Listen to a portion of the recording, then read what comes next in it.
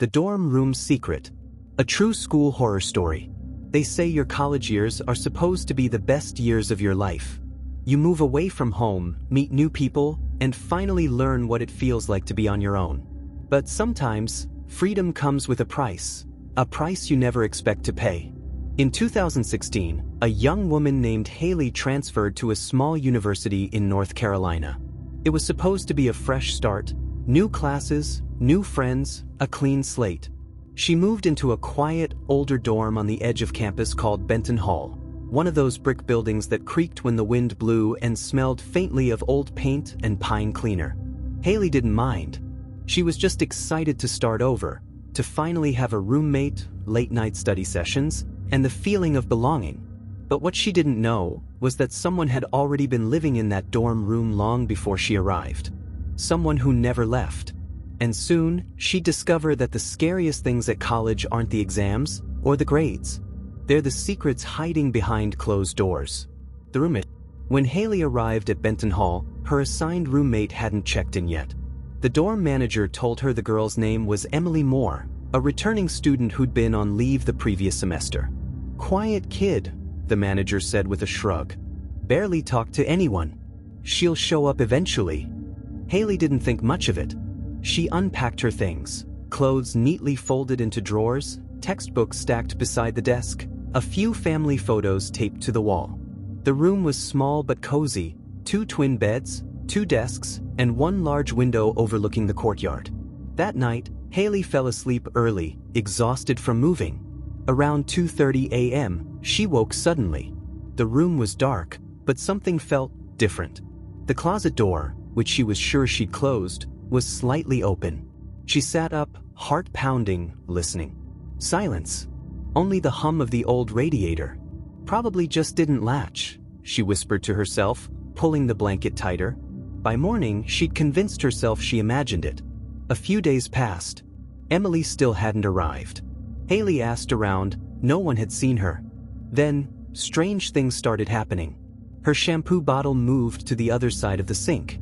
Her phone charger, always plugged in by her bed, kept disappearing. And twice, she found her desk chair turned to face the window. She thought maybe the cleaning staff had been in, but when she asked the RA, they told her no one had entered her room. Then, one evening after class, Haley came back to find something sitting on her bed. A folded piece of lined paper with the words, "Stop using my side," written in neat blue ink. Her stomach dropped. She looked around the room. No one. The door had been locked. Her hands shook as she grabbed her phone and texted her mom. "Think my roommate's been here while I'm gone. This is weird." Her mom replied almost instantly. "Maybe she moved in while you were in class. Try to talk to her." So Haley decided to wait. She kept the door slightly open that night, pretending to study. Hours passed. Midnight came and went. No one entered. But around 3:15 a.m., she heard footsteps in the hallway.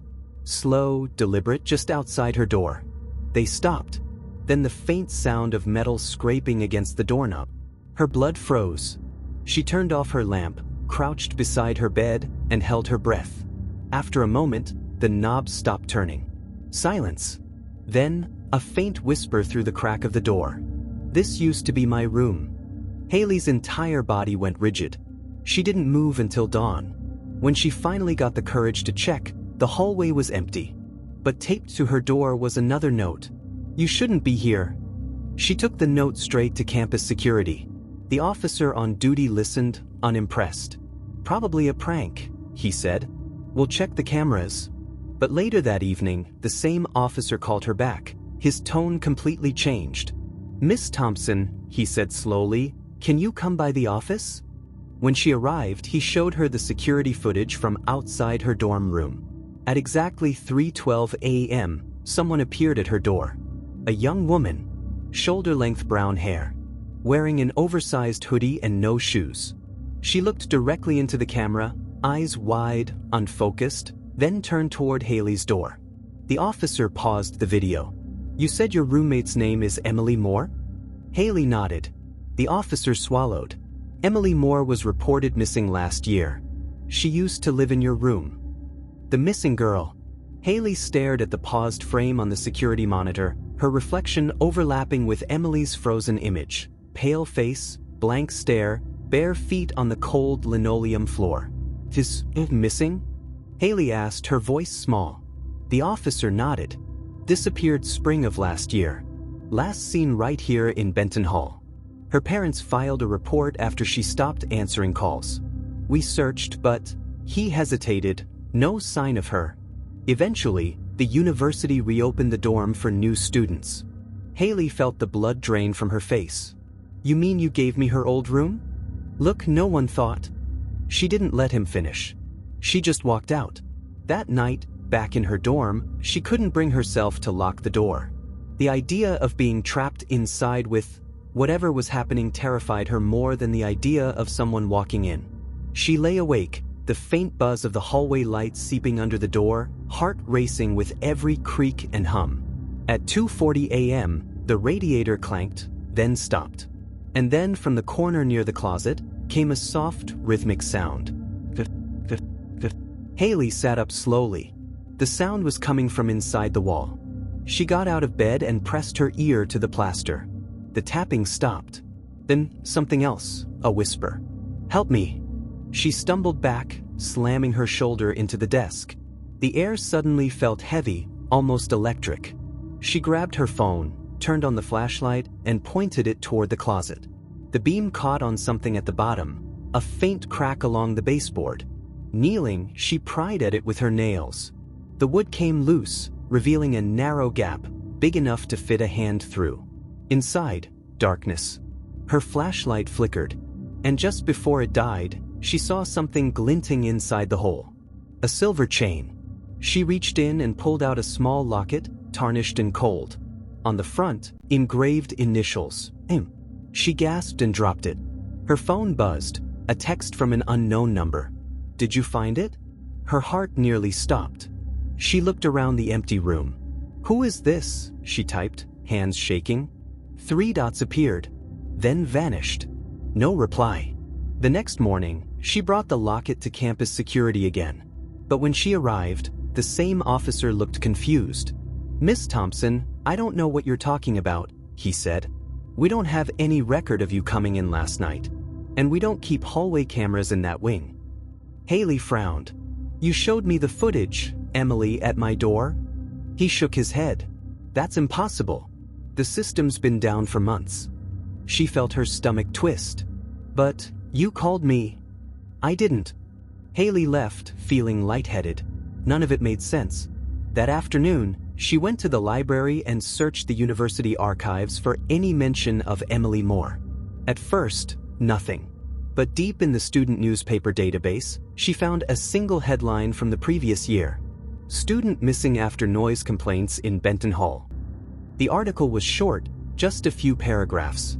It mentioned that Emily Moore, a sophomore biology student, was last seen entering her dorm room one night after multiple students reported hearing knocking sounds from her floor. The police had investigated but found nothing unusual. Haley's hands trembled as she scrolled further down the page. The article ended with a single quote from Emily's mother. "She told me she thought someone was living inside her walls." Haley shut the laptop. That night, she didn't sleep. Every sound made her flinch. At 3 a.m., she heard it again, the tapping. Louder this time. Faster. She forced herself to stand. "Emily," she whispered. Silence. Then a faint scraping noise, like fingernails dragging behind the wall. Haley backed away, her breath coming in sharp gasps. She grabbed her jacket, bolted out the door, and didn't stop running until she reached the RA's office. But when she got there, the door was wide open. Inside, papers were scattered everywhere. The desk lamp flickered, and written across the whiteboard in red marker were 3 words. "She's still here." Haley's phone buzzed again, the same unknown number. "Why did you leave?" She turned off the phone and ran. By the time campus police arrived, the message had vanished, the writing on the board wiped clean. They found Haley sitting on the steps outside Benton Hall, staring blankly at the windows above. "Miss Thompson," one of them said gently, "you're safe now." But she didn't feel safe. Not even close. Because just then, as she looked up at her dorm room window, She saw a figure standing there, pale, barefoot, and smiling. Emily Moore. And she was waving. Inside the walls. For the next few days, Haley couldn't bring herself to return to Benton Hall. She stayed with a friend off campus, claiming she just needed a change of scenery. But sleep didn't help. Every time she closed her eyes, she saw Emily's face, pale, smiling, eyes hollow, like something that had forgotten how to be human. Her friend Kara tried to lighten the mood. "Look, Hales," she said one morning, "you've been through a lot. Maybe all this Emily stuff just got in your head." Haley forced a smile, but she knew what she saw. Still, she had to go back. Her laptop, her notes, her ID, all were still in the dorm. So, one afternoon, she gathered her courage and returned to Benton Hall. The building was quiet. Too quiet. Most of the other students were in class, and the hallway lights flickered faintly with that dull hum of old wiring. Her keycard beeped. The door creaked open. Her room looked the same, neat, ordinary, lifeless. But the air felt wrong. Heavier. Colder. She tried to convince herself it was just her imagination. She packed quickly, keeping her phone flashlight on. As she bent to unplug her charger, a faint sound came from the wall again. Her breath caught. This time, instead of running, she whispered, "Emily?" The tapping stopped. Then, something slid out from the narrow crack under the closet baseboard. A folded sheet of paper. Haley's hands shook as she picked it up. On it were the words, scrawled in fading blue ink. "They locked me in." Her stomach dropped. "Who?" she whispered aloud. Suddenly, a noise behind her. The closet door creaked open on its own. Heart hammering, she shined the light inside. Nothing. Just hangers and a few boxes. Then her phone buzzed again. Another message from the same unknown number. "Look under the vent." She turned toward the small air vent near the ceiling. The screws were rusted, but the cover was slightly bent. Balancing on the desk, she reached up and tugged. The cover came off with a sharp screech of metal. Inside, wrapped in dust and cobwebs, was a small spiral notebook. Haley climbed down, sat on the floor, and flipped through it carefully. The pages were filled with cramped handwriting, Emily's. The first few entries were normal. "Class is okay. Room feels small but cozy. Think someone keeps walking past the closet at night. Walls are too thin." Then the entries grew darker. "He knows I saw him. They told me to stop asking questions. The tapping won't stop. I think someone's in the walls." Haley's eyes widened. On the last page, the writing was shaky, hurried. "If you find this, I'm in the vents. They're coming back." Her pulse raced. She snapped a photo of the page, intending to take it to the police. But as she stood up, the light in the room flickered, once, twice, then went out completely. Darkness. Haley's flashlight froze on something in the reflection of the window, movement behind her. She spun around. Nothing. Her phone buzzed again. Another message. "You shouldn't have read it." Her breath hitched. "Who are you?" she whispered, typing frantically. No reply. A chill ran up her spine. Then, from the ceiling vent, came a faint whisper, not a voice exactly, but the sound of breath. She stepped backward, eyes fixed on the vent. The whispering grew louder. "He's still here." Haley stumbled out into the hallway, slamming the door behind her. Her mind raced. "He's still here." She ran straight to the campus maintenance office, desperate for answers. Inside, a middle-aged man looked up from his paperwork. "Can I help you?" "I need to know who's been assigned to Benton Hall," she said breathlessly. "Anyone who worked on the walls or vents last year." The man frowned, tapping his keyboard. "Benton Hall?" he squinted. "Oh, that'd be Gerald Barnes. Retired last winter. Bit of a strange guy. Spent a lot of nights there, actually.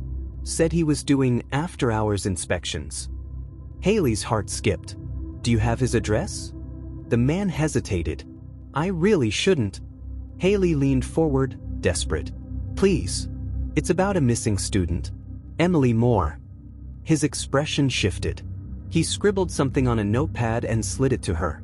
"He lives about 10 minutes off campus. Old maintenance house by the service road." She thanked him and left immediately. The drive felt endless. Her hands gripped the steering wheel, replaying Emily's words in her head. They locked me in. When she reached the small house, the sun was setting. The place looked abandoned, boarded windows, overgrown yard, tools scattered by the porch. Still, a faint light flickered inside. She stepped up to the door and knocked softly. No answer. She turned the knob. It opened. The smell hit first. Mold, rust, something metallic. She stepped inside, her phone flashlight cutting through the dark.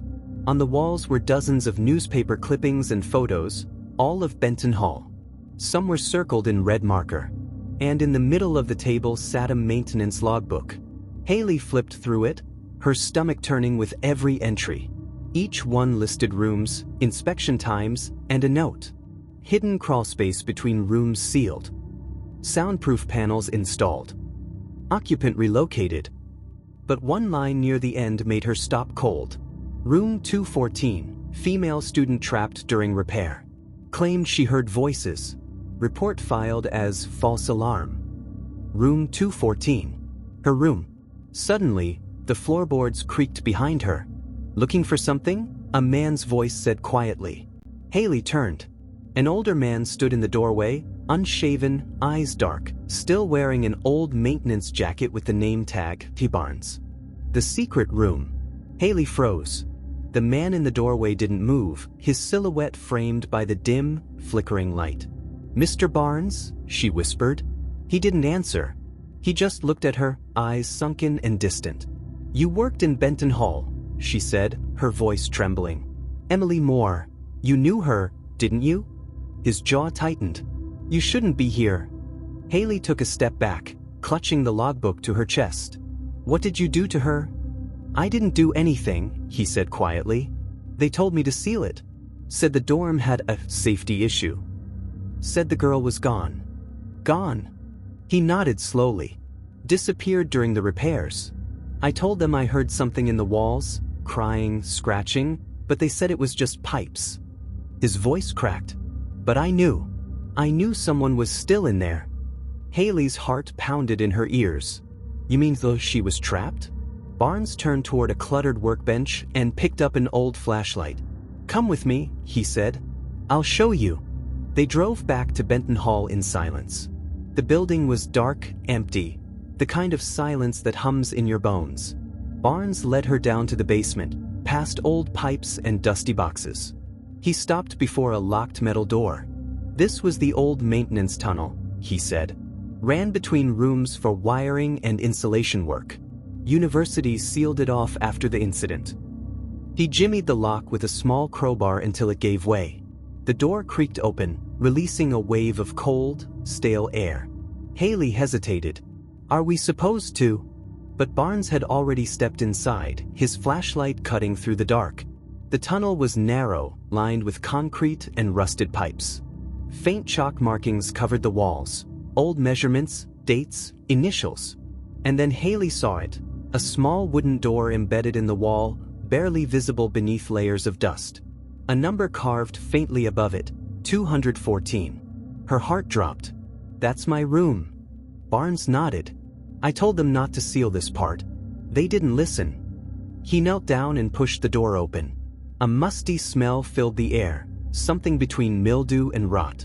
Inside was a tiny crawl space, barely enough room to sit upright. And in that small, dark hollow sat a few scattered objects. A torn blanket, an empty water bottle, and a cracked mirror. Haley covered her mouth. Barnes shone the light on the far corner, where faint scratches lined the wall. Words etched with fingernails. Help me. Still here. Haley felt her knees go weak. She was alive, she whispered. Emily was alive when you sealed it. Barnes's hand trembled on the flashlight. I didn't know, he said. They told me the space was clear. The air seemed to grow colder. Then from deep inside the tunnel came a sound, faint but unmistakable. Haley's breath caught. Barnes turned toward the noise. Probably just the pipes again, he muttered, though his voice wavered. The tapping grew louder, faster, then silence. Suddenly, the flashlight flickered and went out.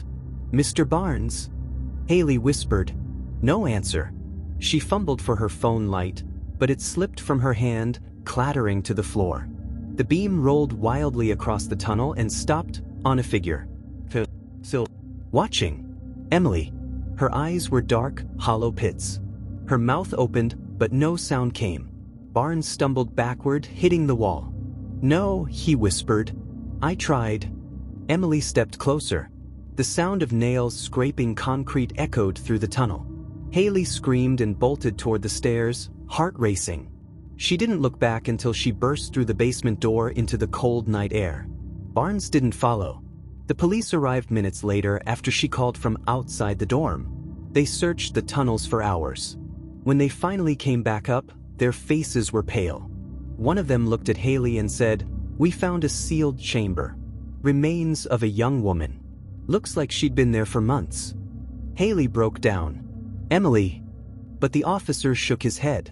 "That's not the strange part. We also found another body."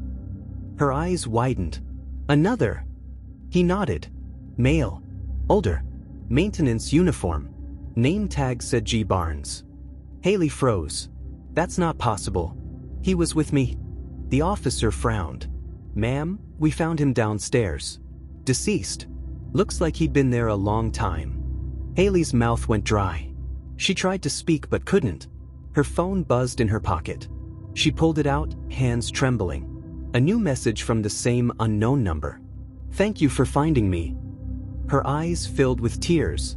She looked back at Benton Hall, the dark windows, the cracked bricks, the quiet hum of the campus that went on as if nothing had happened. They closed the building a month later. The university called it a structural issue. Haley transferred to another school, changed her number, tried to move on. But sometimes, late at night, when her new apartment is quiet, she still hears it, faintly behind the walls. And she knows Emily never really left. She never left Benton Hall. They say the dead can't speak, but sometimes they just need someone to listen. Emily Moore's story never made the news. The university quietly handled everything, the reports buried, the dorm permanently closed for renovations. But students still whisper about Benton Hall, that if you walk past it at night, you can hear tapping from the basement walls. Some say it's just old pipes. Others say Emily's still trying to tell her story, or thank the one person who finally heard her. Haley never returned to that campus. She changed her name, deleted her social media, and avoided interviews. But according to one maintenance worker, the last thing she said before leaving was this: "She wasn't haunting me. I was haunting her memory."